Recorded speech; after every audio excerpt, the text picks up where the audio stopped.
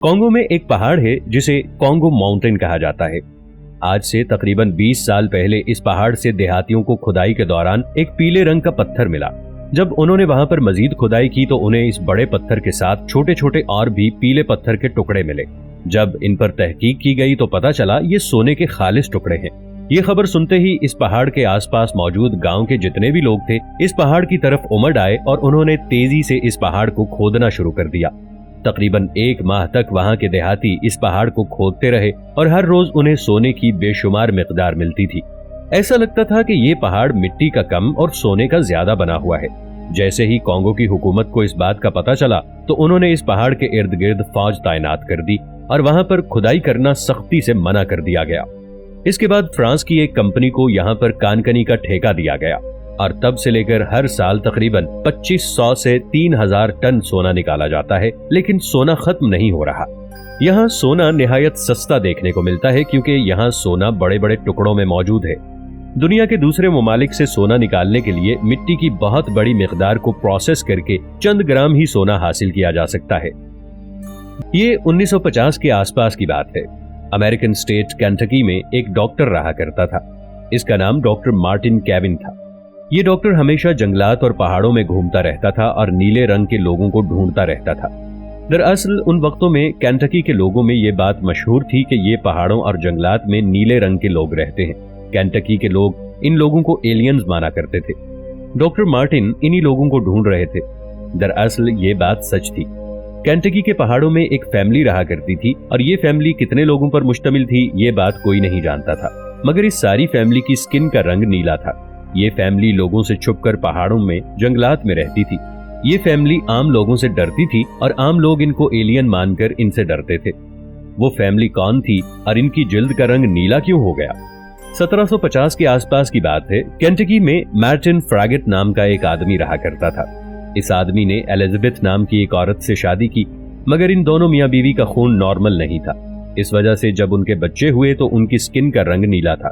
آگے چل کر ان بچوں کے جو بچے ہوئے ان کی جلد کا رنگ بھی نیلا تھا۔ جب اس فیملی کی سکن کا رنگ نیلا ہوا تو لوگ ان کو عجیب و غریب نظروں سے دیکھنے لگے۔ اس وجہ سے یہ فیملی اپنے آپ کو لوگوں کی نظروں سے اوجھل رکھنے لگی۔ یہ فیملی 150 سال سے لوگوں سے چھپتی آ رہی تھی اور عام لوگ ان کو ایلینز مانتے آ رہے تھے، مگر ڈاکٹر مارٹن کو اس بات کا علم تھا کہ ان لوگوں میں خون کا مسئلہ ہے، یہ لوگ ایلینز نہیں ہیں۔ اس لیے یہ ڈاکٹر اس فیملی کو ڈھونڈنے کے لیے جنگلات اور پہاڑوں میں جاتا تھا، مگر یہ کبھی بھی اس فیملی کو ڈھونڈنے میں کامیاب نہ ہو سکا۔ ایک دن کچھ عجیب سا ہوا۔ پہاڑوں میں رہنے والی اس فیملی کے 2 بچے مارٹن کے ہاسپٹل میں آئے۔ یہ دونوں بہن بھائی تھے۔ ان کا نام پیٹرک اینڈ ریچرڈ تھا۔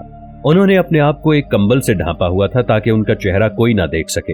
یہ بچے اب تھک چکے تھے اور اپنا علاج کروانا چاہتے تھے، پھر بھی پورا ہاسپٹل ان بچوں کو نہایت عجیب و غریب نظروں سے دیکھ رہا تھا۔ ڈاکٹر مارٹن نے ان دونوں کے خون کی تحقیق کی تو پتا چلا کہ ان کا خون نارمل نہیں ہے۔ ڈاکٹر مارٹن نے اس فیملی کے لیے ایک دوائی بنائی، اس کو میتھیلین بلو میڈیسن کہا جاتا ہے۔ جب ان بچوں کو یہ دوا دی گئی تو کچھ ہی دیر بعد ان بچوں کی جلد کا رنگ نارمل ہو گیا۔ یہ بچے بہت زیادہ خوش ہوئے، مگر یہ خوشی زیادہ دیر تک نہ رہ پائی۔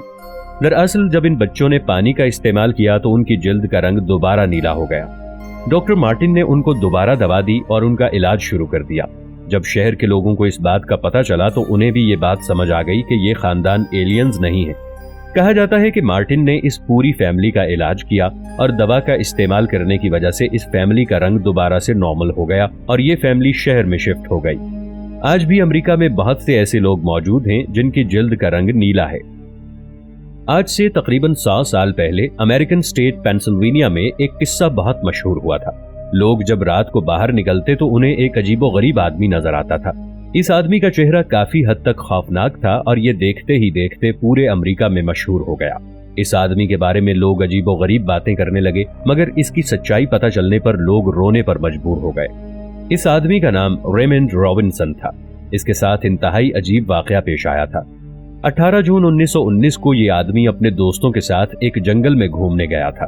اسے جنگلات میں گھومنے کا کافی شوق تھا۔ سبھی دوست جب جنگل میں آگے بڑھے تو انہیں وہاں پر ایک برج نظر آیا۔ یہ برج عام لوگوں کے لیے نہیں تھا۔ اس برج پر بس ایک ٹرین چلا کرتی تھی اور اس میں کرنٹ بھی رواں تھا۔ اس وقت ریمنڈ کی عمر 9 سال تھی۔ وہ اور اس کا دوست جب اس پل میں سے گزرے تو انہیں ایک چڑیا کا گھونسلہ نظر آیا۔ चिड़िया के घोंसले को देखने के लिए रेमंड ब्रिज के ऊपर चढ़ा ताकि वो चिड़िया के बच्चों को देख सके। तभी एकदम उसको करंट ने छुआ। करंट इस कदर तेज था कि एकदम उसका चेहरा बिगड़ गया और उसकी आंखों की रोशनी चली गई। उसे फौरन हॉस्पिटल ले जाया गया। उसकी जान तो बच गई मगर उसका चेहरा बिगड़ चुका था और इसके साथ साथ वो मुकम्मल तौर पर अंधा हो चुका था। ये जब इस चेहरे के साथ बाहर निकलता तो लोग उसे देखकर अजीब अजीब बातें करते और इसी वजह से उसने रात के वक्त बाहर निकलना शुरू कर दिया, क्योंकि उसे घूमने फिरने का बहुत शौक था। वो एक खुशहाल जिंदगी गुजारना चाहता था मगर उसको देखकर लोग डरने लगे और अजीबोगरीब बातें करने लगे। कई लोगों ने उसको चार्ली विद नो फेस का नाम भी दिया था और कई लोग उसे ग्रीन मैन भी कहा करते थे। मगर लोगों को जब उसकी सच्चाई का पता चला तो बहुत से लोग रोने पर मजबूर हो गए। उन लोगों को उससे हमदर्दी हो गई। दोस्तों, जिम्बाब्वे में मौजूद माउंट न्यानगनी एक ऐसा पहाड़ है जो देखने में बिल्कुल नॉर्मल लगता है और इस पहाड़ के इर्द गिर्द फैला हुआ सब्जा तमाम पहाड़ी हिस्से को चार चांद लगा रहा है। मगर दोस्तों, इस पहाड़ की एक अजीबोगरीब फितरत है। अगर कोई कोहपैमा इस पहाड़ को सर करने की कोशिश करे तो वो कभी इसकी ऊंचाई से वापस नहीं आया। अगर मकामी लोगों से इस बारे में मालूमात ली जाए तो उनके कहने के मुताबिक इन पहाड़ों पर जिन्नात का बसेरा है जो किसी जाने वाले शख्स को वापस नहीं आने देते। हैरत की बात यह है कि आज तक किसी कोहपैमा की लाश भी नहीं मिल सकी। हत्ता कि उन लोगों का सामान, कपड़े, जूते, आज तक कोई चीज भी नहीं मिल सकी। मकामी लोगों के मुताबिक इन पहाड़ों पर मौजूद जिन्नात लोगों के कपड़े, जूते, हर चीज पर अपना कब्जा कर लेते हैं और उनको कैद करके कत्ल कर देते हैं। वहां पर रहने वाले लोगों के मुताबिक इन पहाड़ों पर से अक्सर औकात रोने, चीखने, चिल्लाने और कहकह लगाने के साथ साथ बातें करने की आवाजें भी आती हैं। बाज़ औकात इन पहाड़ों के आसपास किसी कोहपैमा का छोड़ा हुआ सामान तो नजर आ जाता है, मगर मकामी लोग जिन्नात के खौफ के मारे इस सामान के पास जाने की कोशिश नहीं करते। मकामी लोगों का ये अकीदा है कि अगर कोई शख्स सामान को हाथ लगाएगा तो सामान के साथ साथ वो भी गायब हो जाएगा। उन लोगों के मुताबिक ये सामान कुछ ही देर नजर आता है, इसके बाद नजरों से ओझल हो जाता है। इन पहाड़ों की वजह से आसपास का मौसम भी बहुत तेजी से बदलता है। अगर धूप हो तो चंद ही मिनटों में आसमान गहरे बादलों से ढक जाता है और कई बार मौसम ठीक होते भी यहाँ पर मूसलाधार बारिश शुरू हो जाती है। सर्दियों के मौसम में यहाँ बहुत तेज धूप निकल आती है। ये सब क्यों है, कैसे होता है, क्या ये सब सच है? रिसर्चर्स के लिए आज भी ये बात मुअम्मा बनी हुई है और ना ही आज तक इसकी वजह मालूम हो सकी है। मारूफ गैंग लीडर क्लाविनो डिसिल्वा जेल में एक अरसे से कैद था और उसकी बेटी उससे मुलाकात के लिए आती थी। एक रोज जब उसकी बेटी मुलाकात के लिए आई तो अपने साथ लड़की के कपड़े, अपने ही चेहरे से मुशाबहत वाला मास्क और तवील बालों की विग भी लेकर आई।